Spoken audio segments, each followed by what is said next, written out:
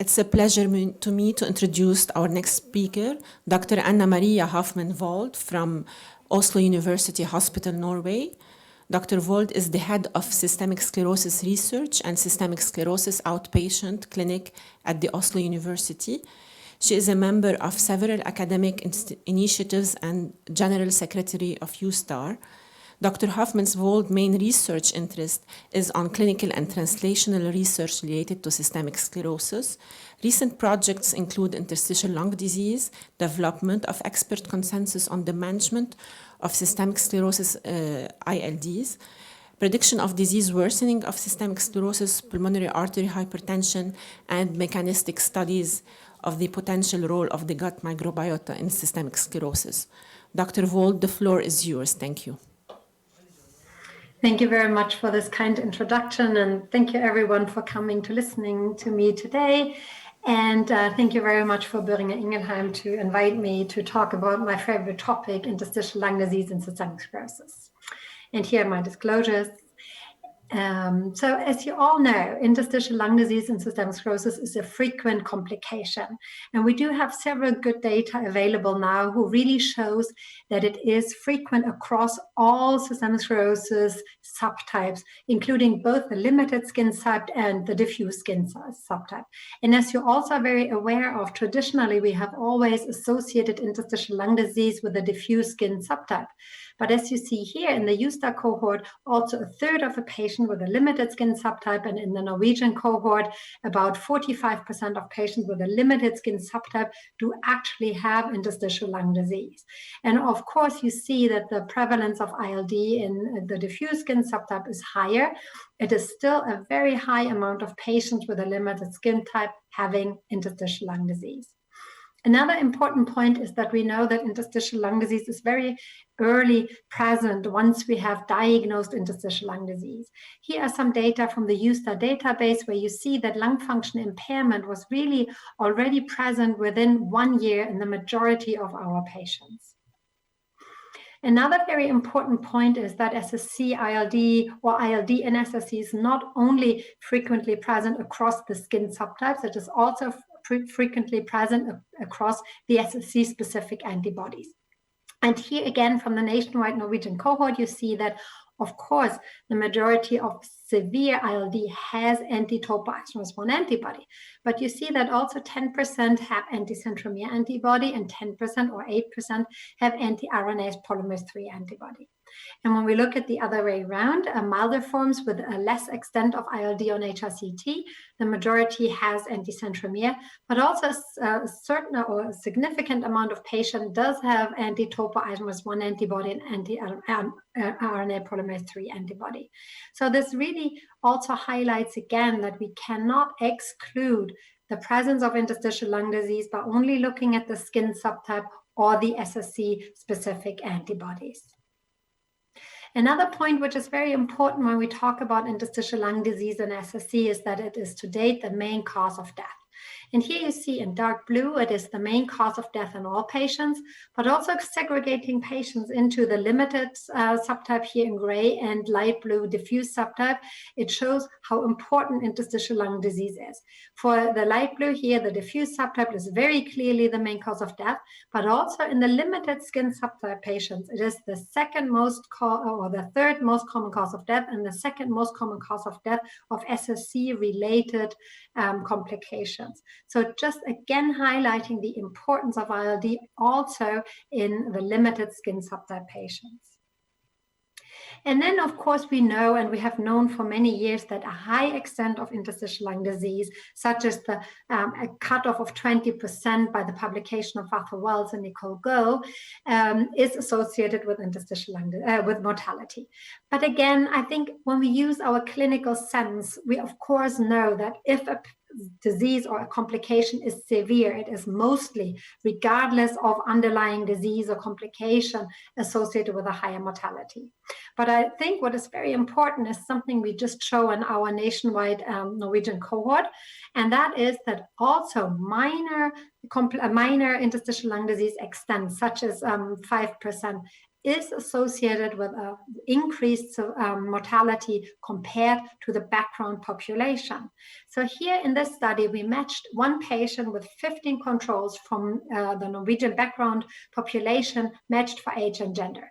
And here you see from the presence of 5% ILD, it is associated with a threefold higher likelihood to die.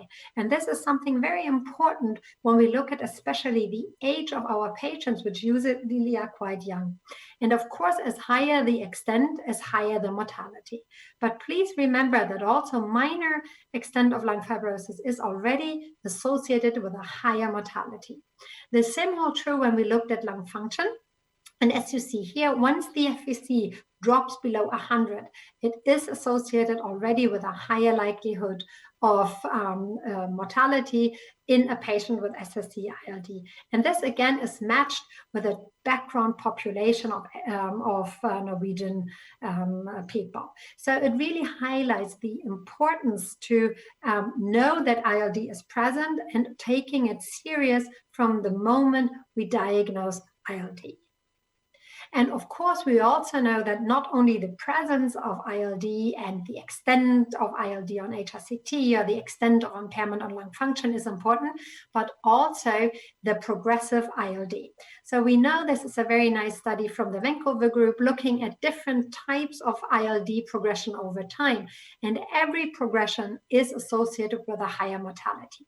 But of course, again, patients with a rapidly declining FVC are associated with the highest short-term mortality. And I think these points, which I just showed you, the presence of ILD across all subtypes, across all antibodies, association to death, and even progressive ILD being associated with a reduced survival, really highlights that we need to identify ILD as early as possible. And to identify ILD, we of course need to screen patients. And again, all the points I highlight really emphasize that every patient should be screened for ILD at time point of SSC diagnosis. So, and here, these are some data from the European recommendation consensus exercise, which we did, which showed that all patients should be screened with an HRCT at time point of SSC diagnosis. But here also we should conduct other supporting tools such as lung function tests and auscultation and assessing respiratory symptoms in these patients to screen for ILD. And then secondly, of course, as you all know, to diagnose ILD, we do need the HRCT. So once we diagnose HRCT, it is very important to, at the same time point, also conduct again lung function test and clinical assessment of respiratory symptoms.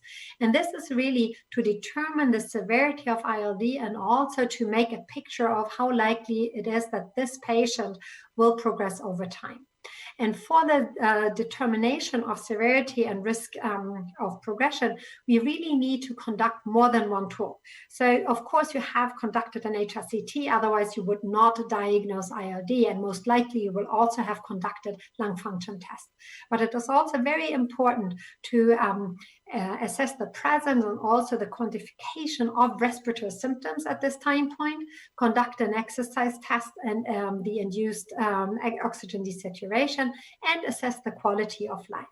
And all these characteristics will give you a picture of the severity of the patient with SSC-ILD.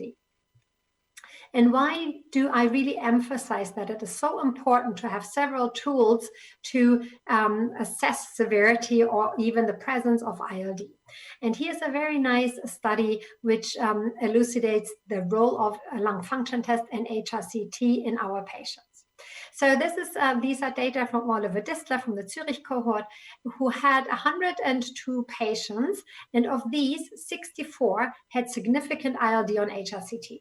They used the visual scoring by Arthur Wells and stated that these patients had then by visual scoring more than 20% of ILD present. In the 102 patients they assessed, 27 had an FVC below 80%. And this threshold is very often the threshold we use to diagnose ILD or to say at least ILD is present.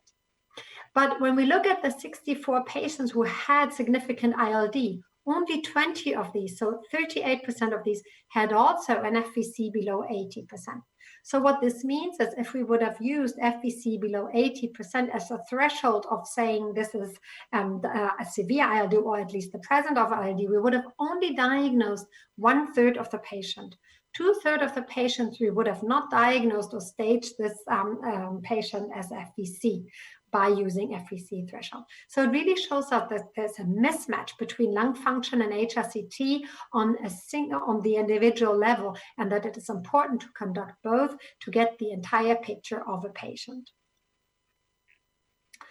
Next, of course, it is very important not only to think about baseline severity, it is very important also to think of progressive ILD in the future once you diagnose ILD. And why is this so? And this is because we actually know that progressive ILD is frequent. And we did a EULAR study where we looked at 826 patients and assessed their lung function at baseline and after 12 months.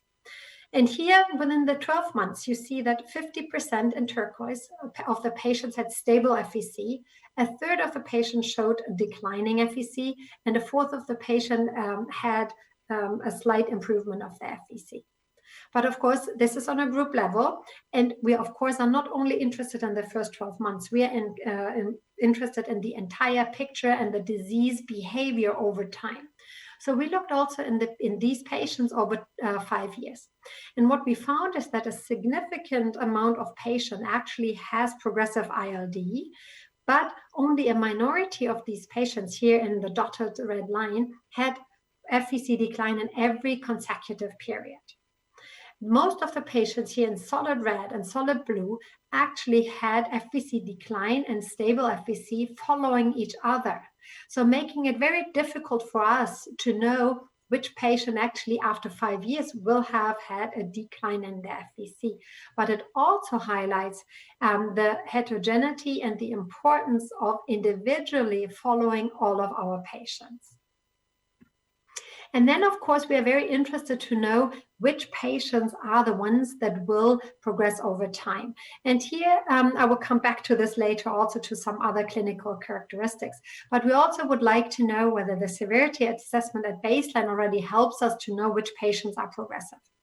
And in our Norwegian cohort, we actually saw that both the limited and the extensive patients with ILD on HRCT had the same amount of progressive disease over time. And here about 33 and 35% of the patients. This also mirrors the data from the EULAR database where every year about 30% of the patients are progressive. But interestingly, here in our cohort, it was not dependent on the baseline extent of lung fibrosis. And this really shows us that we need to monitor all of our patients for disease progression and not only a subtype of patients. But for the monitoring, we really cannot use a one-size-fits-all as we do for screening, an example where we say every patient needs to be screened. So for the monitoring of the patient for disease progression, we need to tailor it on the individual level for each patient. But what is certain is that we do need, again, as for the diagnosis and severity assessment, we do need to conduct more than one measure. So it is not enough to monitor patients only with lung function tests. We should always at least conduct 1 or 2 other monitoring tools. And here again, in the exercise from the European consensus recommendation, it was very clear that we should also monitor disease symptoms over time, and we should also look at the walking test with the exercise-induced oxygen desaturation. And of course, also HRCT plays a role in the monitoring of patients to assess changes in extent and pattern of fibrosis over time. And you may ask why I always bring up the 6-minute walking test with the exercise-induced oxygen desaturation, both for diagnosis, severity assessment, and then also the monitoring. And there is, again, a very nice multi-center study looking at patients with SSC-ILD who actually had the limited extent of ILD at baseline. And in these patients, once these patients had a drop in their oxygen below 94%, or the presence of arthritis, these patients had a likelihood of disease progression over the following 12 months of 36%. When these patients had both desaturation below 94 and the presence of arthritis, the likelihood of progressing ILD with an FVC decline over the following 12 months was 86%. So these are very sensitive items to monitor patients over time. And many times I'm asked why arthritis is included here. And arthritis is really a mirror for an inflammatory disease state. So once a patient has arthritis, it is also likely that CRP is increased, or general, the patient has a more inflammatory phenotype. And we know also from other studies that inflammation is often associated with a more progressive general disease subtype, such as progressive skin disease, but also progressive interstitial lung disease.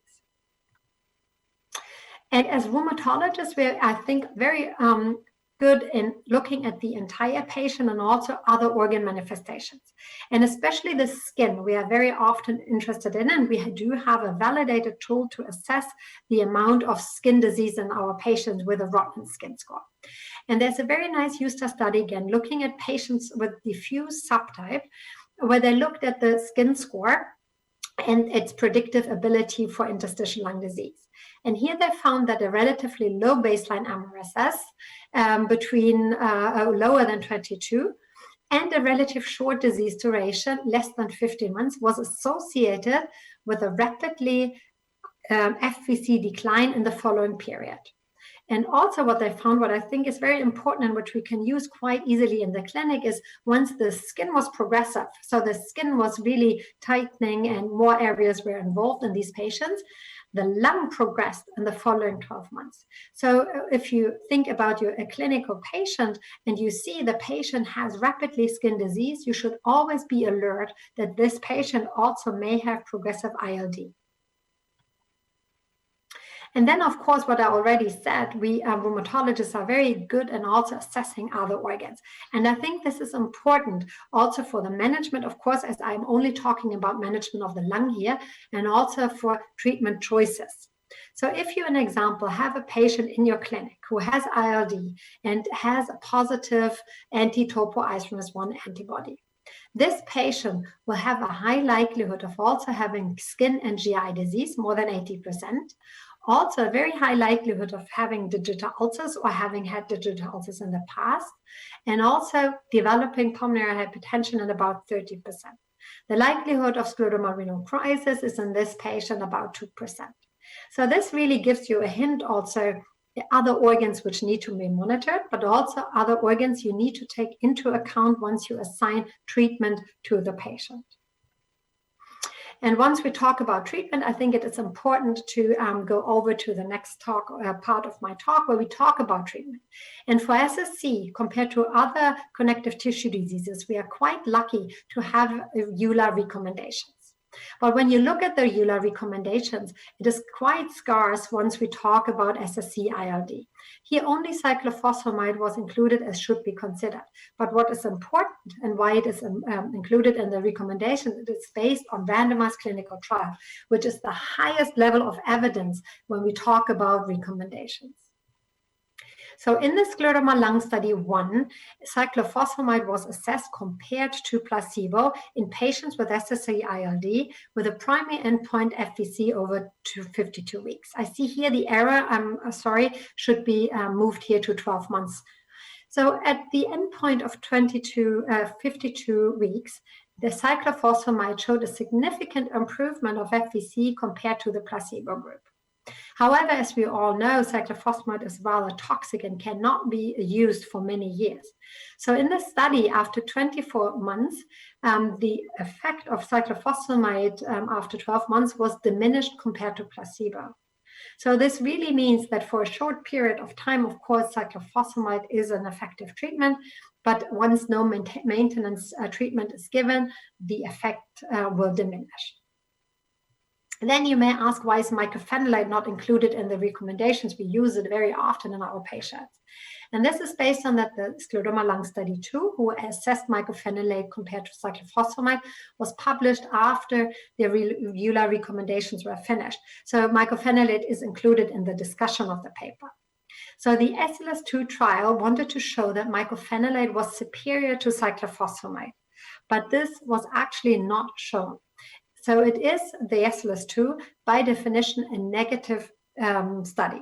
But what was very interestingly was that both for the lung, the FVC, which was the primary endpoint, and the skin, which was a secondary endpoint, mycophenolate was as effective as cyclophosphamide. And it was much better tolerated. As you know, it is not as toxic as cyclophosphamide. So this is really the basis for all of us using mycophenolate quite frequently in our patients. And then the census trial was conducted and published last year. And this was a very exciting study as it included a large amount of patients. Nearly 600 patients were included. So it's the largest trial ever conducted in systemic sclerosis. And it included a very broad spectrum, including taking into account what I initially showed, that SSC-ILD is present across all subtypes and antibodies. So here, about half the patient had the limited skin subtype and also other antibodies than anti-topoisomerase. And what was also very special and important was that background medication with mycophenolate was allowed if the patient was stable on mycophenolate in more than 6 months. So the primary endpoint, FVC, was met after 52 weeks. Nintedanib had a relative reduction of 44% in lung function decline or FVC decline compared to placebo. The difference was 41 ml, and many argue that this difference is rather low. But here again, look at the placebo group. The placebo group also only lost 93 ml per year. And again, think of which patients were included. This was really a broad spectrum of patients, also patients who did not have rapidly declining FVC. And then very importantly, as I showed you, or as I told you, mycophenolate use was allowed. And here, when you look at patients taking MMF compared to not taking MMF, the relative reduction was rather the same compared to the entire group. And what was very interestingly was that once nintedanib was added to mycophenolate, it looked like there was a small additive efficacy of MMF. Of course, this is not a study assessing combination therapy, but for our clinics, it is very important to see that it is safe, as the adverse events also was quite the same, and shows an additive effect. And then, of course, as you know, we talk about a long-term disease. We will most likely be needing to treat these patients over years.